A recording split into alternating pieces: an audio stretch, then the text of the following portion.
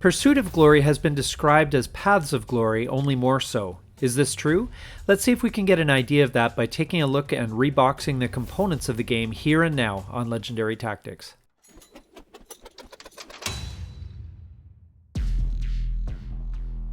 Pursuit of Glory is a game that I was really interested in, especially as I've been getting into Paths of Glory, its predecessor. Really interesting games, both of them. The Pursuit of Glory is more in-depth, there's more rules, more chrome, but it tells a really compelling story. Look, there's Lawrence of Arabia right there. The cards themselves work very similarly to Paths of Glory in that you have the mobilization deck, the limited war deck, the total war deck, and they get the decks get added into your deck in a similar way with the war status events being played and so forth. So I'm going to put this deck back in the shrink wrap, and keep it nice and dust free, ready for my next play. There are a lot of mechanics that are similar. Obviously, it is a successor to Paths of Glory, but there are a lot of interesting narrative touches, I would say, that the Chrome adds. Peculiarities to the region have to be represented. That takes some extra rules overhead, but it should be not too bad.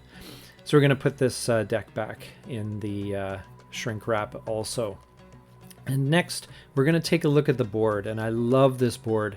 The colors really pop. I'm not sure if it is conveyed very well by my film quality here, but it really pops. It looks really compelling as soon as you see it, and I thought they did a great job on the map. It does look relatively complex, though obviously there's a lot of terrain stuff and so forth, but it's nicely mounted, folds up really great. I like one of the nicely mounted wargame map board. Nothing better than that. So I'm going to put that back in the box. Then we'll take a look at the player aids here. We've got the reinforcement card just to organize all the different units and the timing of their entry. And then we've got the campaign game and limited war setup, the Bulgarian entry bit, and then inside they've got the setup for the total war. Just to help organize the pieces. I was surprised there's not as many counters as I expected, but there's a lot of colors and stuff. I'll show you in a little bit here. Lots of player aids just to help you to navigate the game. Lots of dense text, unfortunately. As I said, this is a step up from Paths of Glory, so while you can learn it quicker if you know Paths of Glory, unfortunately there are some more rules you're going to have to internalize. Now look at the colors on these counters. It really makes me wish that they did this more often with counter sets like this, because man, does that ever look great. Even if you don't have any interest in playing the game, you got to admit that those look just like candy almost. I really like them, and really the care that's gone into making this second edition of the game, you can tell is there's a lot of care put into it. The counters are nice and thick as well, so you're not going to need tweezers to move them likely, and there's not massive stacks of them either that you're probably going to have to worry about. So the rules, as I said, are more involved. This is the playbook actually, but they do give an example of play, and the rule book here.